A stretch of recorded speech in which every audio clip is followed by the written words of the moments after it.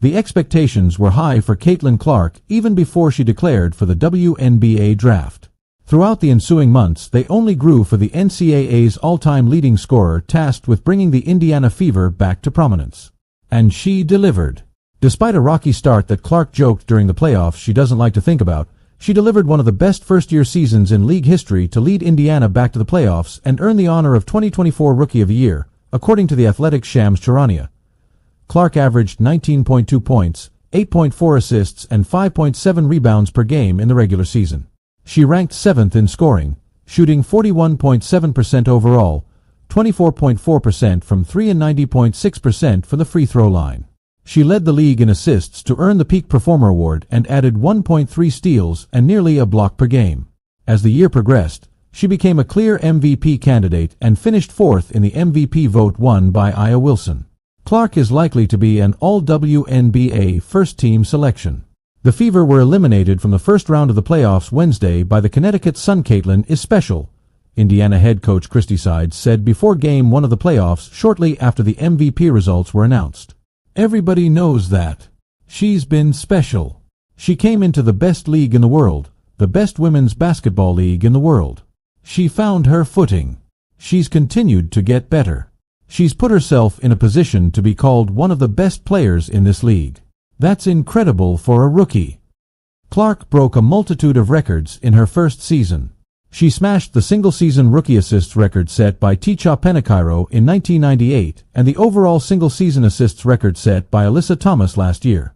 In the Fever's final regular season home game, she passed Simone Augustus for the rookie scoring record with a career-high 35 points. Her 12-point assist double-doubles bested the 11 set by veteran WNBA champion Courtney Vandersloot in 2017. That already ties her for 9th on the career list, and in 2 of them she secured a triple-double. Indiana started the season 2-9 while facing the league's best in a condensed schedule. The drain of an entire collegiate season and NCAA tournament run to the title game also took its toll on the star as she transitioned to the pro game, and late May, she scored 30 points for the first time and in June began to compile double-digit assists. The Fever made clear they were going to be a second-half force with an upset win over the Liberty in July. It was Clark's first career triple-double and the first by a rookie in league history. In the first-half finale against Dallas, she dished out a single-game record 19 assists. The month-long All-Star/Olympic break gave the rookie the gift of time and a second training camp environment to build chemistry with her new teammates. The Fever took off and finished 9-5. Clark won Eastern Conference Player of the Month for August, becoming the first rookie in league history to win the honor. The WNBA started the monthly awards in 2010. Clark averaged 24 points, 5.2 rebounds, and 8.5 assists in the stretch with a shooting line of 46.9/37.3/93.8. She led all players in August in assists and three-pointers and ranked 3rd in scoring. She opened September with a second triple-double and became the first rookie and 6th player overall to reach 200 assists and 100 three-pointers in a single season. Alyssa Thomas has a job to do. She's the kind of person who takes that seriously, no matter the task. Usually, Thomas enjoys the daily grind of getting things done. She likes the hard work it takes to prepare for a basketball game, or the monotony of cleaning fiancée Dewana Bonner's car on a day off. But this particular job is one that Thomas struggles to find joy in. Today, she has to sit down with a reporter, and what's worse, she has to talk about herself. The interview takes place in one of Mohegan Sun Arena's winding hallways. It's the morning before the Connecticut Sun are set to face off with the Las Vegas Aces in their last regular season matchup, and a few minutes in, the Aces start walking past. Thomas stops to greet her opponents. She shares a moment with Olympic teammate Aya Wilson and former Sun player Tiffany Hayes. Thomas says hello to almost everyone, with a wide, genuine smile.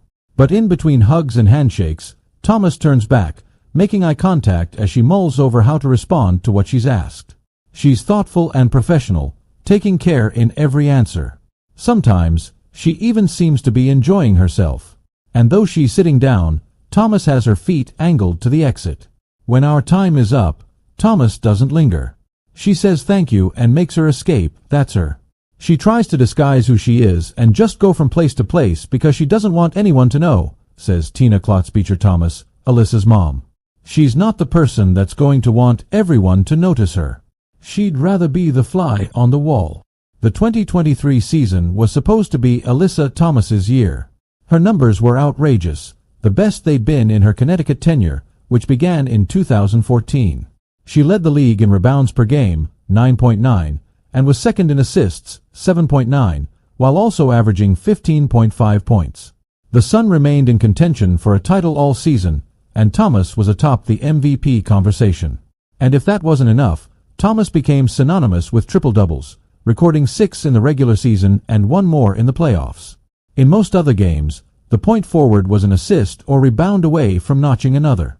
But she was never hungry to chase stats. If the game was in hand, Thomas happily retreated to the bench.